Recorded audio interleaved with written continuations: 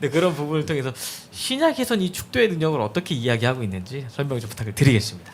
예, 뭐 신약에서도 축도, 축복이라는 게 나오는데 이제 약간 좀 관점이 바뀐 게 좀 있는데 일단 우리 구약에서 그 노아의 사건을 다시 한번 생각해 보면은 그러니까 노아가 벗은 채로 발견됐잖아요. 그래서 구약 속에 보면은 벗은 채로 발견된 사람이 이제 아담과 하와가 있는데 노아도 벗은 채로 발견된 거죠. 근데 이 본문에서는 이제 노아의 실수보다는 그 함의 실수, 함의 실패인데 함의 실패에 더 이제 집중을 하는 거예요. 그러니까 아담과 하와는 사실 이제 부부간의 문제, 또 부부와 함께 이제 타락하는 거고, 그다음에 가인과 아벨에서는 이제 형제간의 문제잖아요. 근데 지금 이 노아와 함의 이 이야기로 가면 이제 부모와 자녀 간에 문제가 생기는 거예요. 실패가 일어나는 거죠. 그래서 아까 우리 교수님들 다 말씀하신 것처럼 부모의 그러한 뭐랄까 수치라 그럴까요? 그거를 자녀가 덮었어야 되는데 다시 말하면 자녀는 어떤 상황에서도 부모를 존경하고 존중하는 그런 태도를 보였어야 되는데 거기서 실패했는데 그게 큰 잘못이라는 거죠. 잠언 30장 17절 보시면 잠언 30장 17절 아비를 조롱하며 어미 순종하기를 싫어하는 자의 눈은 골짜기에 까마귀에게 쪼이고 독수리 새끼에게 먹히리라. 아주 무서운 얘기죠, 그죠? 이거 죽어 마땅하다 이런 정도의 표현인 것 같아요. 그래서 이 함이 아버지를 사실 이제 조롱하는 아까 이제 언하우스먼트 했다 그랬잖아요. 형제들한테 가서 이제 그게 이제 문제가 되는 거죠. 그래서 이제 노아가 함에 대해서 축복이 아니라 어떤 면에서 이제 저주한 건데 이 가나안의 아버지라고 그렇게 얘기하면서 저주했잖아요. 그래서 이 함은 결국은 이제 셈의 종이 된다라는 그런 의미였는데 이것이 노아의 어떤 입술에서 그게 나왔을 때 그 말에 축복과 저주의 그 말에 권세가 있어가지고 역사 속에서 그것이 반드시 이루어진다, 또 이루어졌다라는 거죠. 여호수아서 16장 10절, 여호수아 16장 10절 보시면은 그들이 게셀에 거하는 가나안 사람을 쫓아내지 아니하였으므로 가나안 사람이 오늘날까지 에브라임 가운데 거하며 사역하는 종이 되니라 그랬습니다. 그러니까 여호수아서에서 이제 가나안 땅을 정복해 들어갔는데 특별히 이 가나안 사람들을 다 쫓아내지는 않았는데 물론 그것이 또 잘못입니다만은 그러나 결국 가나안 사람들은 어떻게 됐느냐? 이스라엘 사람들 가운데 거하면서 그들을 위해서 일하는 종이 되었다. 그러니까 실제로 함의 아들 가나안의 후손들이 이렇게 노예로 살아가는 그런 모습이 실제로 일어났다는 거죠. 그래서 노아의 이제 축복 외에 구약 성경에서 사람이 다른 사람을 축복하는 그런 케이스를 우리가 좀 살펴보면은 그다음에 우리가 발견할 수 있는 게 멜기세덱이 아브라함을 축복한 거예요. 창세기 14장 8절. 창세기 14장 8절에 보시면은 이제 멜기세덱이 등장하는데 그래서 소돔 왕, 고모라 왕과 뭐 등등 해가지고 접전하였는데 조금 더 14장 18절입니다. 18절 더 내려가서 18절. 살렘한 멜기세덱이 떡과 포도주를 가지고 나왔으니 그는 지극히 높으신 하나님의 제사장이었더라. 그가 아브라함에게 축복하여 가로되. 그러니까 사람이 사람을 축복하는 거죠.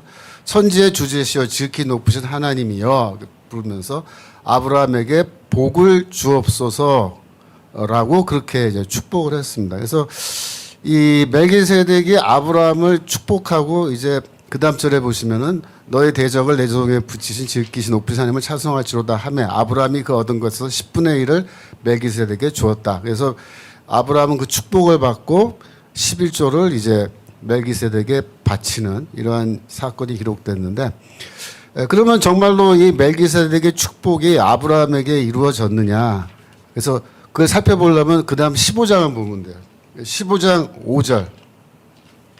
창세기 15장 5절 가면 하나님이 물론 12장 3절에서 이미 축복을 한번 하셨습니다마는 다시 나타나셔서 그를 이끌고 밖으로 나아가라사대 하늘을 우러러 무뼈를 셀 수 있나 보라. 또 그 얘기를 했을 때 내 자손이 이와 같으리라 이렇게 축복해 주셨는데 그 다음 말이 중요해요. 6절 아브라함이 여호와를 믿으니 여호와께서 이것을 그의 의로 여기셨다. 그래서 창세기 15장 6절에 이 말씀이 바로 뭐냐면은 믿음으로 하나님으로부터 의롭다함을 받는다라는 그 원칙이 나온 거예요. 물론 하박국서 2장 4절에 가면 의인은 믿음으로 말미암아 살리라라는 그 말씀이 저 뒤에 하박국서 2장 4절에 나오지만 사실 하박국서 2장 4절은 창세기 15장 6절에서 그걸 근거로 해서 이야기하는 거예요. 그래서 바울이 더 중요하게 생각하는 것은 사실 15장 6절이에요. 바울도. 그래서 이 말씀이 뭐냐면은 멜기세덱의 축복을 받은 아브라함에게 일어난 사건인데 뭐냐면 믿음으로 그가 하나님에게 의롭다함을 받은 거예요. 어마어마한 사건이죠. 이게 구약 성경과 신약 성경을 관통하고 있는 굉장히 중요한 주제죠. 이게 멜기세덱의 축복을 통하여 발생한 걸로 볼 수 있습니다. 그 다음으로 사람이 사람을 축복한 거는 이제 이삭이 야곱을 축복한 건데 창세기 27장 4절 보시면은 여기에서 이제 이삭이 나의 즐기는 별미를 만들어 내게로 가져다가 먹게 하여 나로 죽기 전에 내가 마음껏 내게 축복하게 하라. 그렇게 이제 얘기하잖아요. 그래서 정한 목사님 그 축도의 능력 설교 저도 유튜브로 봤는데 너무 재밌어서 2번이나 봤어요. 되게 너무 재밌어 웃긴 얘기도 많고 도움되는 정말 너무 흥미진진한 얘기인데요. 거기에 이제 하나님의 천사가 아브라함에 나타났을 때 아브라함이 그를 대접했다. 그 말 아까 나왔었죠. 그래서 그 마음을 쾌활하게 하라. 여기서도 똑같은 원리입니다. 그러니까 아버지에게 음식을 바쳐서 별미, 맛있는 음식입니다. 그래서 그 먹고 기분이 좋아서 마음껏 너에게 축복하게 하라. 그래서 이제 축복을 이제 했는데 28절로 내려가시면 27장 28절 아래로 좀 내려가 주세요. 27장 28절. 예. 그러면 뭐라고 축복하냐? 하나님은 하늘의 예수과 땅의 기름짐이며 풍성한 고식과 포도주로 내게 주시기를 원하노라. 물질의 축복을 주고 두 번에 29절 만민이 너를 섬기고 열국이 내게 굴복하리니 내가 형제들의 주가 되고 내 어미의 아들들이 내게 굴복하며 내게 저주한 자는 저주를 받고 내게 축복하는 자는 복 받기를 원한다. 그래서 요 뒷부분은 너를 저주한 자는 저주받고 축복한 자는 축복받는다는 것은 창세기 12장 3절에서 아브라함에게 하나님이 하신 말씀 그 축복이 그대로 반복된 거죠. 그래서 그 아래 좀 더 내려가면은 39절 내려가면 뒤늦게 이제 이 누굽니까? 그 에서가 이제 나타나서 제가 이제 속았다는 것을 이제 알고서 아버지한테 막 울면서 얘기하니까 아버지가 뭐라 하냐면 너의 주소는 땅의 기름짐에서 뜨고 내리는 하늘 이슬에서 뜰 것이며 이거 축복 물질의 축복 없다는 거야. 그 다음에 너는 칼을 믿고 생활하겠고 내 아우를 섬길 것이며 내가 매임을 벗을 때에는 그 멍에를 내 목에서 떨쳐 버리리라. 그래서 이 에서에게는 사실상 이게 축복이 아니고 뭐 저주라고 볼 수 있는 그런 말씀이 주어졌죠. 그러면 이러한 이삭의 축복과 저주가 정말로 이루어졌나요? 창세기 36장 8절로 갑니다. 36장 8절. 거기 보시면 이에 에서 곧 에돔이 세열산에 거하니라. 그래서 이제 에서의 별명이 에돔인데 에돔은 이제 민족의 이름이죠. 그러니까 에서의 후손을 말하는 건데 이 에돔에게 어떤 일이 미래에 벌어졌느냐. 민수기 24장 18절. 민수기 24장 18절 보시면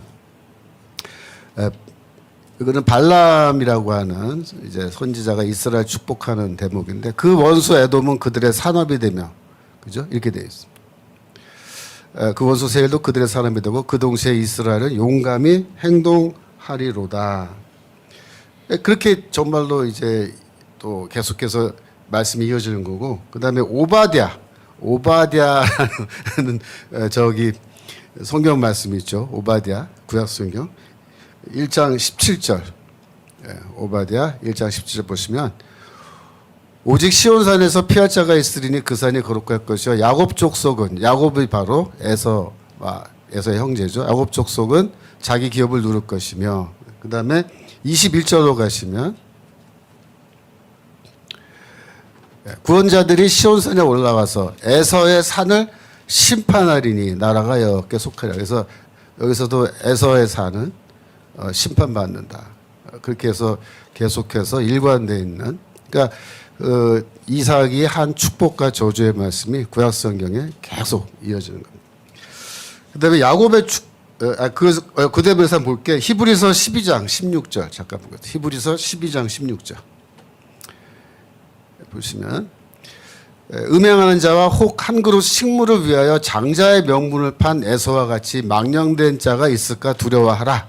17절 너희 아는 바와 같이 저가 그의 축복을 기업으로 받으려고 눈물을 흘리며 구하되 버림바가 되어 회개할 기회를 얻지 못하였다라고 해서 히브리서에서도 에서의 실패를 이 함의 실패와 거의 같은 레벨에서 이렇게 보고 있다는 걸 우리가 알 수 있습니다. 그 다음에 야곱이 자녀들을 축복하는 이야기가 창세기 49장에 나오는데요.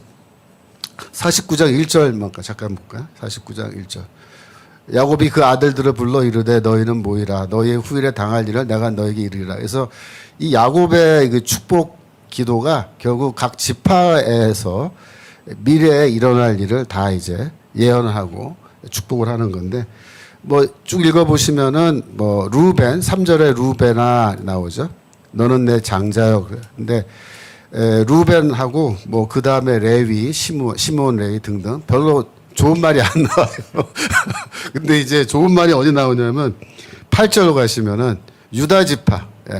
여기 축복이죠. 유다야 너는 내 형제 중에 찬송이 될지라 내 손이 내 옷에 목을 잡을 것이요 내 아비 아들들이 내 앞에 절하리로다. 유다는 사자 새끼로다. 내 아들아 너는 움킨 것을 찢고 올라갔도다.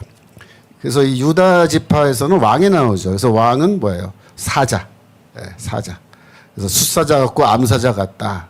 그다음에 10절에 홀이 유다를 떠나지 아니하며 7위자의 지팡이가 그러니까 홀과 7위자의 지팡이는 왕의 지팡이 말하는 거죠. 왕의 홀 그 발사에서 떠나지 아니하시기를 실로가 오시기까지 미치리니 그에게 모든 백성이 복종하리로다. 그래서 실로가 오시기까지가 요게 이제 구약 성경에서 약간 해석이 어려운 부분인데 실로가 도시잖아요. 그러니까 도시가 온다라는 건 좀 의미가 말이 안 닿고 여기에 대해서 여러 가지 연구했는데 이거는 이제 제가 간단하게 요약해서 말한다면은 이 홀과 7위자의 지팡이가 속한 자가 오실 때까지 그런 홀은 뭐야? 왕의 지팡이가 속해 있는 자, 그러니까 왕입니다. 진짜 왕, 미래의 진짜, 그러니까 메시아를 나타낸 걸로 봐요. 그래서 이걸 메시아 텍스트로 보는데 메시아가 나타날 때까지는 그 왕권이 유다 지파의 후손들에게 있을 것이다라는 그런 뜻으로 보고 11절 잠깐 더 볼까요? 그의 나귀를 포도나무에 매며 암나귀 새끼를 아름다운 포도나무에 맬 것이며 그 옷을 포도주에 빨며 복장을 포도즙에 빨리로다.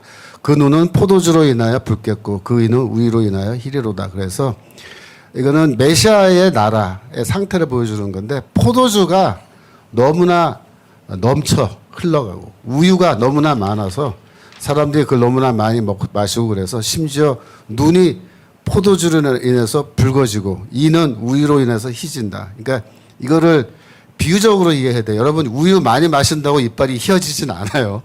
그러니까 이거는 어디까지나 비유인데 메시아의 나라의 그 풍성함을 가리키는 것으로 그렇게 보면 되는데 이 예언의 말씀이 어디로 이어지냐면 아모스서 9장 11절. 아모스서 9장 11절. 보시면 그날에 내가 다윗의 무너진 천막을 일으키고 그 틈을 막으며 그 태락한 것을 일으키고 옛적과 같이 세우고. 그래서 다윗 왕조가 무너지지만은 하나님이 다시 세우시는 건데 이것도 뭐야? 메시아에 그 대한 이야기로 해석을 해요. 그 다음에 12절 저희로 에돔의 남은 자와 내 이름으로 일컫는 만국을 기업으로 얻게 하리라. 이를 행하시는 여호와의 말씀이니라. 13절 여호와께서 가라사대 보라 날이 이르리지라 그때 밭가는 자가 곡식 베는 자의 뒤를 이으며 포도를 밟는 자가 씨 뿌린 자의 뒤를 이으며 산들은 단포도주를 흘리며 작은 산들은 녹으리라. 그래서 그때도 메시아의 나라는 풍성함이 약속되어 있습니다. 모든 것이 풍성하고 그래서 이 곡식도 풍성하고 포도주도 풍성해서 포도즙을 저 산에서 밟으면은 포도즙이 막 흘러내려서 산이 녹을 정도로 그렇게 풍성한 포도의 수확이 있을 거라 이렇게 얘기한 건데 이 구절이 사도행전 15장에서 인용이 돼요. 사도행전 15장 가시면 15장 15절 이게 예루살렘 공회 때 이제 그 이야기인데 야고보가 이렇게 얘기합니다.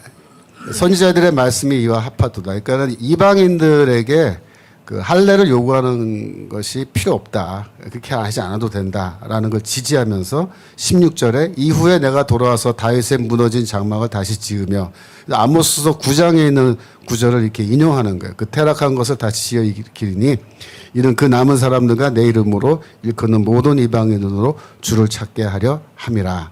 그래서 이 말씀을 인용하는데 이 말씀이 아까 창세기 49장 10절 이하 8절 이하에 유다 지파에 대한 축복의 말씀이 아모스서로 이어지고 이것이 창세기 사도행전 15장 야고보의 설교로 이어지면서 결국은 유다 지파에게 준 축복에 특별히 실로가 오시기까지 즉 메시아가 오실 때까지라고 하면서 그때까지 이렇게 유다 지파에게 왕권이 주어지고 또 실제로 메시아는 예수 그리스도는 유다 지파에서 났잖아요. 그래서 이러한 축복의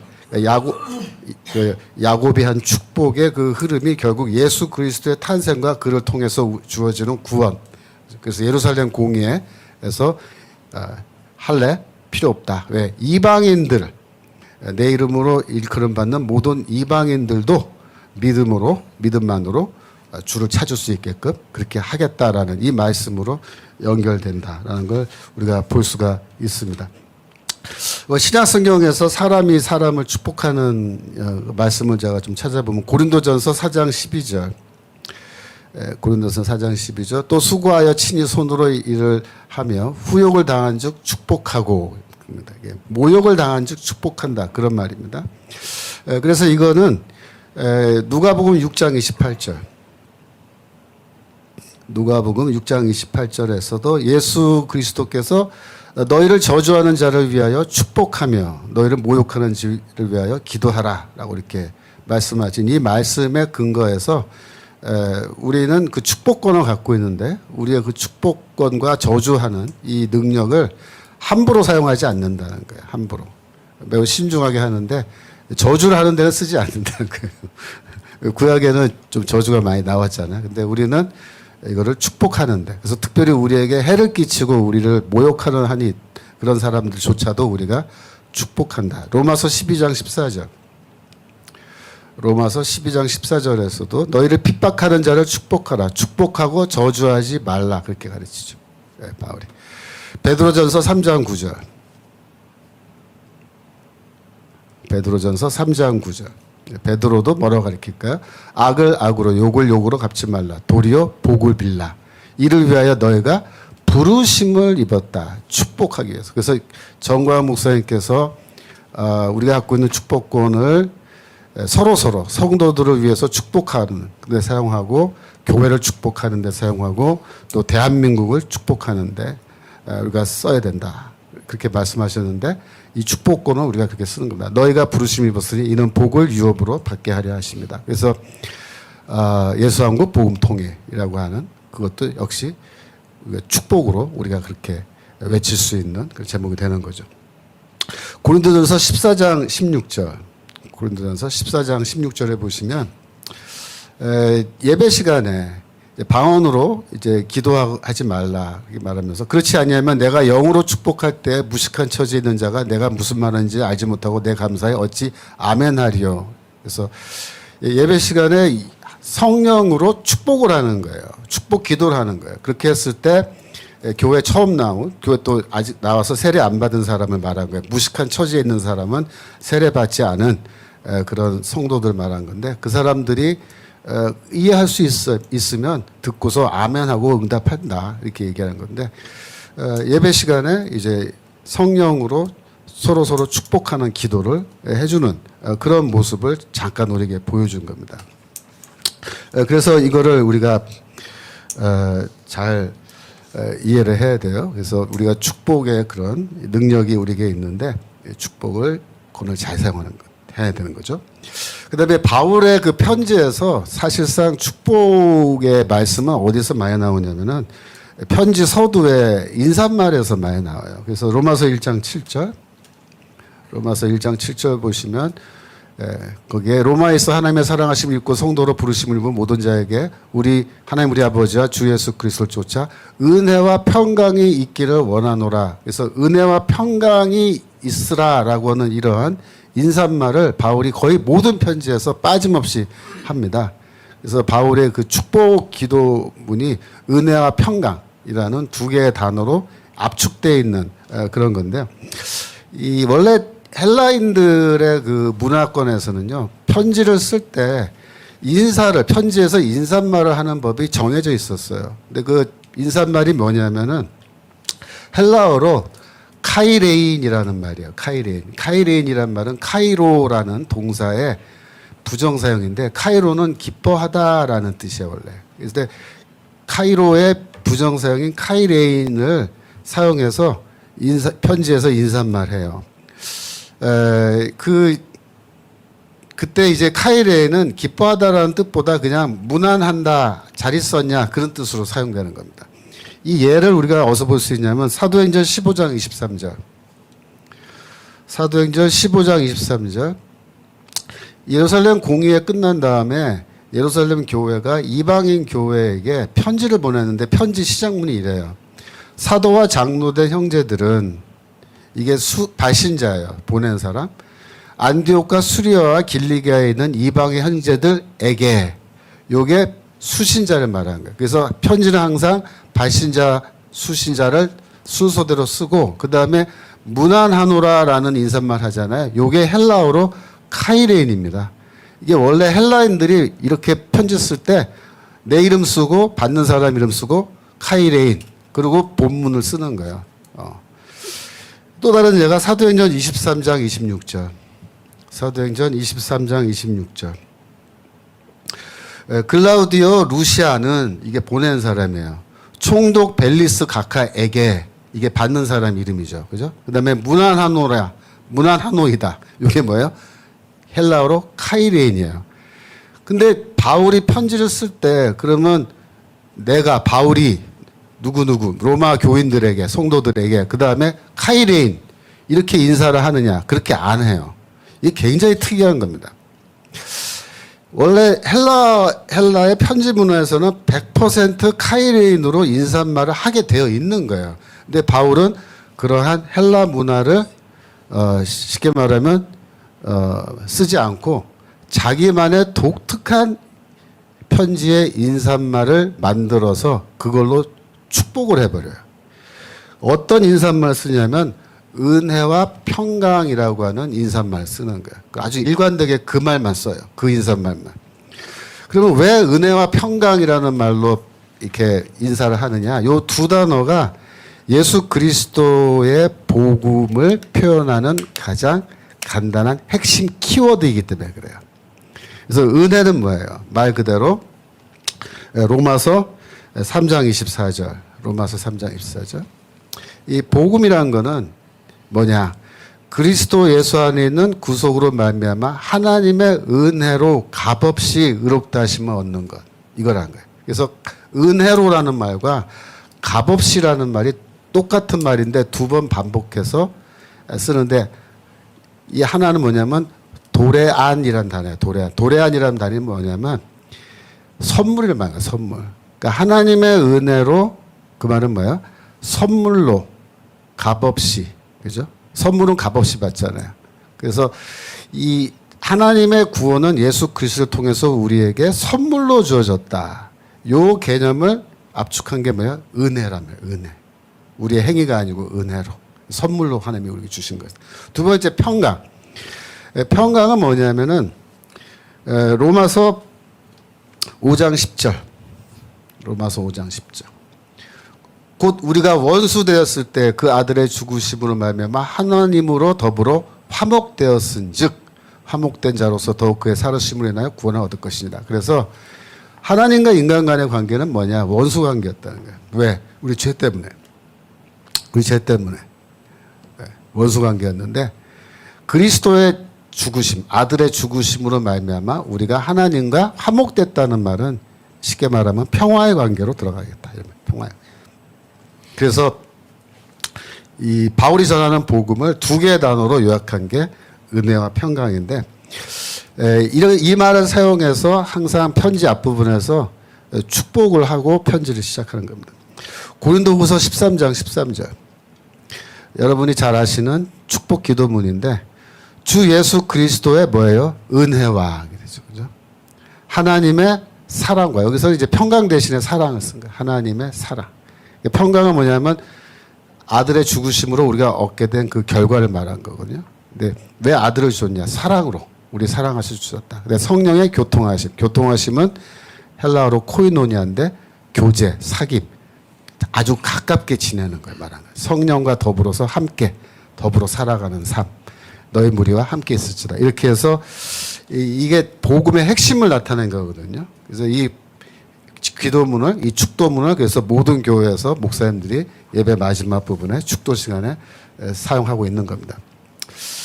제가 이 정화 목사님의 이 비디오, 설교를 쭉 들으면서 제가 좀 새롭게 깨닫게 된 건 뭐냐면 그 사무엘의 이야기를 많이 하셨잖아요. 사무엘 이야기, 우리가 사무엘상 3장 19절 보시면, 사무엘상 3장 19절. 사무엘이 자라매 여호와께서 그와 함께 계셔서 그 말로 하나도 땅에 떨어지지 않게 했다. 사무엘이 하는 말은 다 이루어졌다. 그 입술에 권세가 있었다. 그 얘기거든요. 그 다음 4장 1절로 내려가시면, 4장 1절 그거, 사무엘의 말이 온 이스라엘에 전파되었다. 그렇게 되어 있습니다. 근데 사무엘의 말에 그 권세가 있었다라는 말은, 이것은 사무엘이 하는 말이 마치 하나님의 말씀과 같은 권세가 있었다. 그런 뜻이에요. 이사야서 45장 23절. 이사야서 45장 23절 보시면, 내가 나를 두고 맹세하기를 나의 입에서 의로운 말이 나갔은즉 돌아오지 아니하니. 이렇게 되어 있습니다. 그러니까 내 입에서 나오는 말은 헛되이 나가는 법이 없고 내 입에서 나가는 말은 모든 말씀이 다 성취된다, 이루어진다, 이런 뜻의 말씀인데, 이 사무엘이 마치 하나님의 말씀처럼 그가 입에서 하는 말은 다 이루어졌다라는 거잖아요. 예레미야서 1장 9절, 예레미야서 1장 9절, 예레미야서 1장 9절에서 여호와께서 그 소를 내밀어 내 입에 대시며 내게 이르시되 보라 내가 내 말을 너의 입에 두었노라. 똑같은 거죠. 하나님의 말씀이 예레미야의 입에 있기 때문에 그 입에서 나오는 말은 다 이루어진다는 거예요. 땅에 떨어지지 않고. 그러니까 결국은 이제 그 선지자의 어떤 뭐랄까요, 능력이라 그럴까요. 그러니까 입술의 권세는 마치 하나님의 선지자에게 주시는 그런 능력. 그래서 그건 사실 참 뭐랄까, 특별한 권세죠. 특별한 능력이고 특별한 권세인데 이거는 오직 성령의 사람에게서만 나타나는 그런 현상이라고 말할 수가 있는 겁니다. 저는 제가 하는 말이 다 이루어지지 않는다는 걸 제가 잘 알아요. 저는 아직 그렇게 뭐 진짜 뭐 아주 성령의 사람이라고 말할 정도, 제가 그 정도는 안 돼서 그런 것 같은데, 근데 이제 정말 목사님들 중에는 정말 하시는 말씀이 다 이루어지고 정말 바로바로 축복 기도를 해주면 축복 기도가 이루어지는 그런 걸 정말 볼 수 있는, 정광 목사님께서 지금까지 목회해 오시면서 축복 기도 해주면 성도들에게 축복이 정말 다 이루어지는 그런 일은 너무나 많이 경험하셨다라고 말씀하시기 때문에 전 목사님의 경우는 정말 특별한 그런 권세가 있는 거고 특별한 성령의 능력이 함께 하시는 그런 주의 종이기 때문에 이렇게 된 겁니다. 그래서 이 전 목사님 설교에서 그 얘기 하셨어요. 이게 성령의 충만함을 받아야 된다. 목사님이라고 다 똑같은 게 아니고 정말 성령의 충만함 받고 그래서 그 입술에 권세가 있어야 그런 현상이 나타날 수 있다라고 하는데 정말로 저로서도 마음을 다하여 동의하는 바고 저도 이제 그런 사람이 되면 좋겠다라는 생각을 합니다. 감사합니다. 네, 감사합니다.